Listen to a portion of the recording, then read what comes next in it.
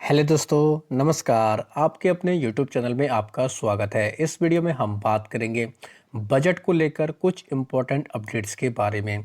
कल के दिन बजट आएगा और बजट में खास तौर पर कौन-कौन से सेक्टर को लेकर अनाउंसमेंट हो सकते हैं, कौन-कौन से सेक्टर के ऊपर आपको फोकस रखना है, सभी चीज़ों को लेकर डिस्कस करेंगे। वीडियो शुरू करने से पहले कहना चाहूँगा, अगर किसी ने चैनल पर फर्स्ट टाइम विजिट किया है तो चैनल को सब्सक्राइब कर लें और बेल आइकन को ज़रूर दबा लें। कल के दिन कौन सी कंपनियां सबसे ज़्यादा फोकस में रहेंगी, जिनमें खबरें आई हैं, उसको लेकर वीडियो बना दिया गया है। एएसएम को लेकर भी वीडियो आ चुका है, आप चाहें तो उस वीडियो को देख सकते हैं। साथ ही हमारे दूसरे चैनल बिजनेस वर्क, इसको भी आप सब्सक्राइब कर सकते हैं। तो दोस्तों, कल सबसे बड़ा इवेंट बजट सेशन होने वाला है। बजट का कल अनाउंसमेंट होने वाला है। यूनियन बजट का ऐलान कल ही होगा। कल के दिन सैटरडे है और सैटरडे को मार्केट यूजुअली ओपन नहीं होते, लेकिन बजट की वजह से कल हमारे इंडियन मार्केट को भी डेली बेसिस के आधार पर ही ओपन किया जाएगा। सबसे इम्पोर्टेंट पॉइंट क्या है दोस्तों, ये बजट सत्र तो शुरू हो जाएगा, बजट तो कल शुरू हो जाएगा, लेकिन टाइमिंग क्या है, काफ़ी लोगों में कन्फ्यूजन है। कुछ लोग इसको 10 बजे के आसपास बता रहे हैं, लेकिन दोस्तों ये 10 बजे नहीं, ये 11 बजे हम लोग को वित्त मंत्री निर्मला सीतारमण की तरफ से अनाउंसमेंट देखने को मिल जाएंगे। तो बजट का जो टाइमिंग है देख सकते हैं, 1 फरवरी को 11 बजकर यानी 11 बजे हम लोग को दोस्तों एफएम जो वित्त मंत्री हैं सीतारमण, ये दोस्तों एड्रेस करते हुए देखने को मिलेंगे संसद को खास तौर पर। तो यानी कि कह सकते हैं कि 11 बजे से के आसपास से हम लोग को कुछ जो मार्केट में एक्सपेक्टेशन चल रही है फिलहाल, खास तौर पर कि इन सेक्टर को इतना मिल सकता है या फिर टैक्स घटाए जा सकते हैं। रेट जो हम लोग को चीज़ें देखने को मिल रही है, इनकम टैक्स में कटौती की जा सकती है, फिस्कल डेफिसिट इसको कम किया जा सकता है। तो ये मार्केट के लिए कहीं ना कहीं दोस्तों एक अच्छी बात होगी। अगर दोस्तों फिस्कल डेफिसिट घटने का अनुमान आएगा तो ये मार्केट के लिए अच्छा रहेगा। अगर इनकम टैक्स को हटा दिया जाएगा तो ये भी काफ़ी अच्छा रहेगा, यानी कि इनकम टैक्स स्लैब में राहत दी जाएगी, तो ये भी काफ़ी अच्छी बात होगी। एसटीटी का मुद्दा हमेशा रहता है। एसटीटी मतलब सिक्योरिटी ट्रांजैक्शन टैक्स, इसको लेकर अगर कुछ कहा जाता है तो ये भी दोस्तों, यानी कि इसमें अगर राहत दी जाती है, हालांकि हर बार डिमांड की जाती है कि एसटीटी को कम कर दिया जाए, लेकिन वैसा नहीं होता है। अगर कुछ इसको लेकर भी कॉमेंट्री आती है तो भी मार्केट के लिए काफ़ी अच्छी हो सकता है।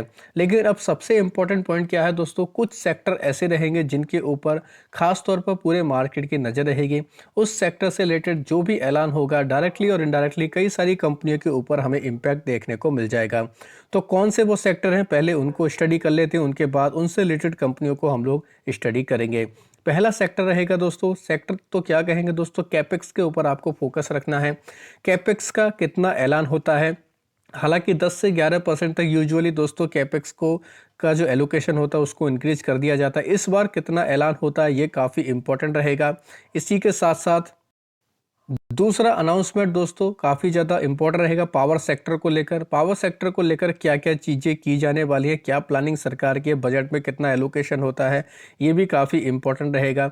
तीसरा सेक्टर रहेगा दोस्तों जो सबकी सबसे ज़्यादा उसके ऊपर निगाह रहती है, डिफेंस सेक्टर।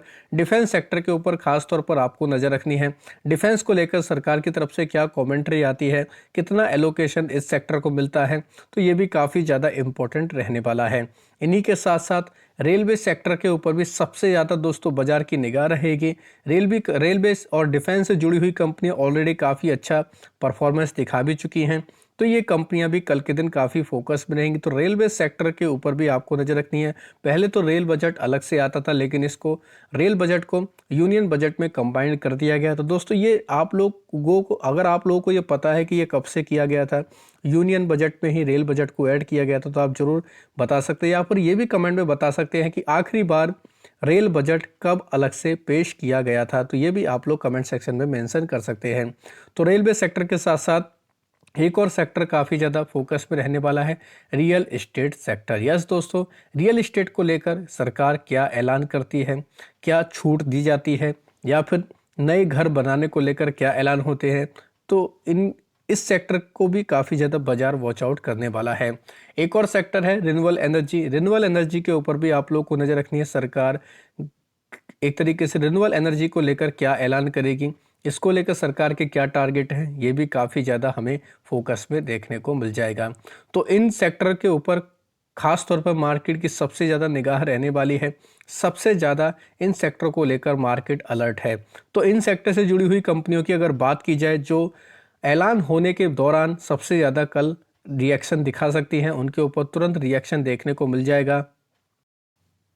तो सबसे पहले रिन्यूएबल एनर्जी यानी कि ग्रीन एनर्जी, रिन्यूएबल एनर्जी के ऊपर ही आप चाहें तो नज़र रख सकते हैं। खास तौर पर Adani green Energy, KPI Green, JSW Energy, Inox Wind, इनके अलावा NHPC, Sterling and Wilson, Suzlon, Orient Green Power, इन्हीं के साथ साथ आप चाहें तो वास solar, SJVN, NTPC, Tata Power जैसी कंपनियां फोकस में रह सकती हैं।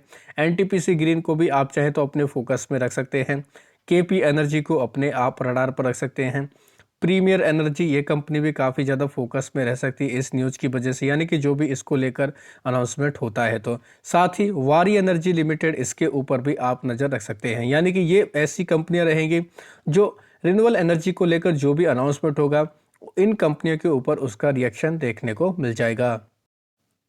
दूसरा सेक्टर रियल इस्टेट। अगर रियल इस्टेट से जुड़ी हुई कंपनियों की बात की जाए तो ओवरा realty, DLF, Lodha group, Godrej property, Brigade group, इसके ऊपर चाहें तो आप नज़र रख सकते हैं। शोभा लिमिटेड के ऊपर नज़र रख सकते हैं। पूर्वांकरा लिमिटेड, ये कंपनियां भी फोकस में रह सकती हैं। इनके अलावा आप चाहें तो दोस्तों लैंडकोर होल्डिंग के ऊपर नज़र रख सकते हैं। खास तौर पर एनबीसीसी के ऊपर आपको नज़र रखनी है, ये काफ़ी इंपॉर्टेंट कंपनी हमें देखने को मिल जाती है। दिलीप बिल्डकॉन, इसके ऊपर भी चाहें तो आप फोकस रख सकते हैं। साथ ही आप हुडको के ऊपर भी नज़र रख सकते हैं। यानी कि रियल इस्टेट को लेकर जो भी अनाउंसमेंट होगा, ये कंपनियां सबसे ज़्यादा फोकस में देखने को मिलेंगी। रेलवे सेक्टर में खास तौर पर Titagarh rail system, RVNL, Ircon international, Jupiter wagons, IRCTC, IRFC, Texmaco rail, इनके अलावा RITES, RailTel, Orient rail, इन सभी कंपनियों के ऊपर चाहें तो आप रेलवे सेक्टर से जुड़ी हुई कंपनियों के ऊपर भी नज़र रख सकते हैं। ये कंपनियां भी हमें बजट के दौरान काफ़ी ज़्यादा फोकस में देखने को मिल जाएंगी। बजट में डिफेंस एलोकेशन इंक्रीज होने की खबर से ही हमें डिफेंस कंपनियां आज के दिन काफ़ी फोकस में देखने को मिली हैं। खास तौर पर कल भी ये कंपनियां फोकस में रहेंगी। डिफेंस को लेकर क्या कमेंट्री आती है, क्या टारगेट आते हैं, टारगेट मतलब कि कितना एक्सपोर्ट सरकार इस वित्त वर्ष करने वाली है, ये भी काफ़ी इंपॉर्टेंट रहेगा।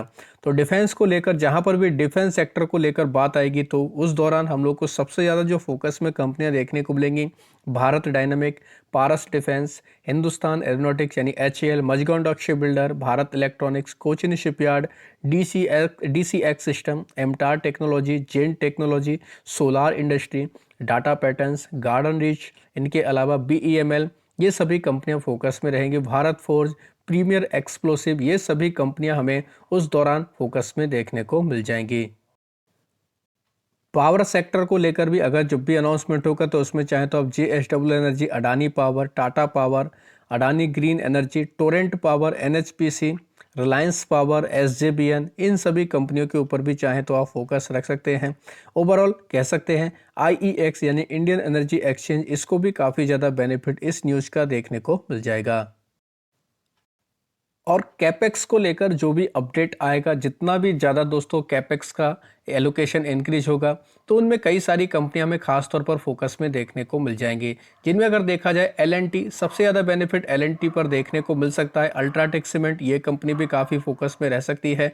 तो इन दो कंपनियों को भी चाहें तो आप अपनी वॉच लिस्ट में ऐड करके रख सकते हैं। रोड एंड कंस्ट्रक्शन की बात अगर सामने आएगी तो उसमें केएनआर कंस्ट्रक्शन, अशोका बिल्डकॉन जैसी कंपनियां हमें फोकस में देखने को मिल जाएंगी। साथ ही दोस्तों कंजप्शन वाली कंपनियों की अगर बात की जाए, यानी कि खपत में इजाफा करने के लिए सरकार जैसे ही टैक्स को लेकर छूट देगी, टैक्स में छूट देगी, तो दोस्तों उस पर हमें कई सारी चीज़ें देखने को मिल जाएंगी। हाथ में पैसा आएगा तो दोस्तों आपको पता है जो हमें कंज्यूमर देखने को मिलते हैं वो खरीदारी करते हुए देखने को मिल जाते हैं। तो उनमें से कई सारी कंपनियों को बेनिफिट मिल सकता है। खाने पीने वाली चीज़ों वाली कंपनियों को बेनिफिट मिल सकता है, जैसे HUL यानी हिंदुस्तान यूनिलीवर, ITC, डाबर, मैरिको जैसी कंपनियों को काफ़ी इसका बेनिफिट मिल सकता है। तो ये भी काफ़ी ज़्यादा हम लोग को दोस्तों फिलहाल खबरें देखने को मिल रही है, एक्सपेक्टेशन देखने को मिल रही है। अगर जैसा मार्केट एक्सपेक्टेशन लगाकर बैठा है वैसा नहीं होता तो आपको पता ही है उल्टा भी हो जाता है, बाजार में प्रेशर भी आ जाता है। साथ ही आप चाहें तो दोस्तों टेक्सटाइल इंडस्ट्री से जुड़ी हुई कंपनियों के ऊपर नज़र रख सकते हैं। इनको भी काफ़ी ज़्यादा उम्मीदें हैं कि टेक्सटाइल सेक्टर को सरकार राहत देगी। तो इनमें ट्रेंट ट्राइडेंट जैसी कंपनियां फोकस में देखने को मिलेंगी। तो ओवरऑल कहने का मतलब यह है कि कल जो भी अनाउंसमेंट होगा डायरेक्टली और इनडायरेक्टली कई सारे सेक्टर पर हमें इसका इम्पैक्ट देखने को मिल जाएगा। तो आशा करता हूं दोस्तों आपको ये वीडियो अच्छा लगा होगा। वीडियो अगर पसंद आया तो चैनल को सब्सक्राइब कर लें, बेल आइकन को दबा लें, ज़्यादा से ज़्यादा लोगों में शेयर करें। धन्यवाद दोस्तों, बाय बाय।